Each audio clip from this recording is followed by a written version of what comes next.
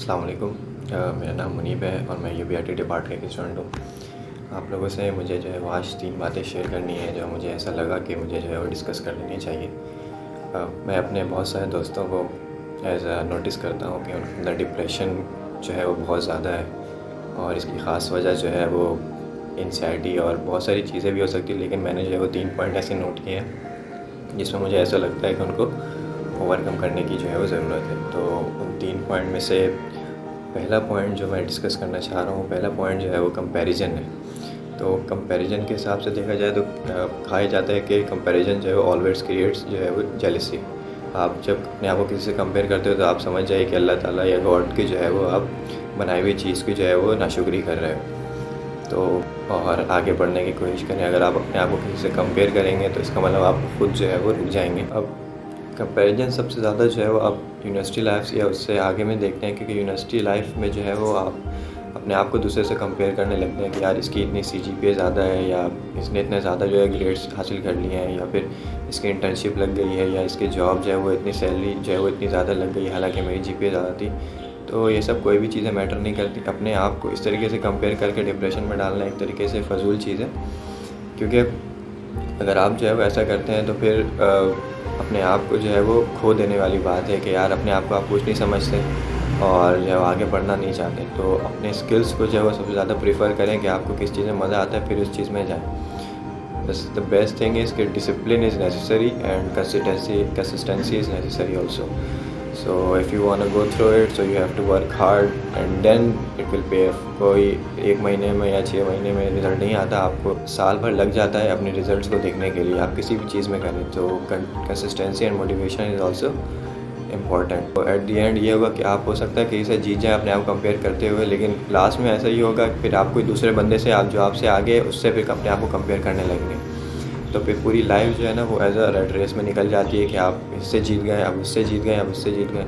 So there is a saying कि it's always you versus you, कि हमेशा अपने आप को कंपेयर करें दूसरे से। ये मत देखें कि आप दूसरा क्या कर रहा है, ये आप देखें कि आप किस पॉइंट पे खड़े हैं। तो अगर आप इस पॉइंट पे हैं तो आप देखें कि आप 1 साल पहले किस पॉइंट में थे, या अपने गोल अचीव करने में जो है वो किस पॉइंट पे आगे जाना चाहते हैं।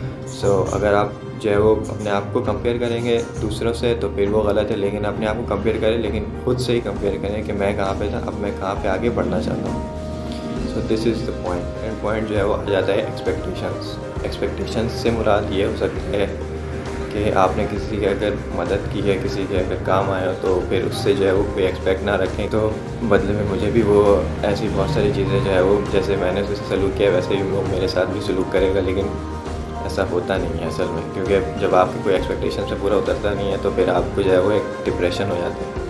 तो डिप्रेशन से निकलने का ये ज़रिया ये भी है कि अगर आप इसके कोई एक्सपेक्ट कर रहे हैं तो फिर ये करना छोड़ दें, क्योंकि अल्लाह ताला ने अगर इंसान को बनाया है ना, इस दुनिया में भेजा है, तो उसका ये मकसद है कि बस जो है वो दुनिया के काम आना है, कि आप दूसरों की मदद करें जितना हो सके आपसे, और उसके बाद भूल जाएं उसे के ऊपर।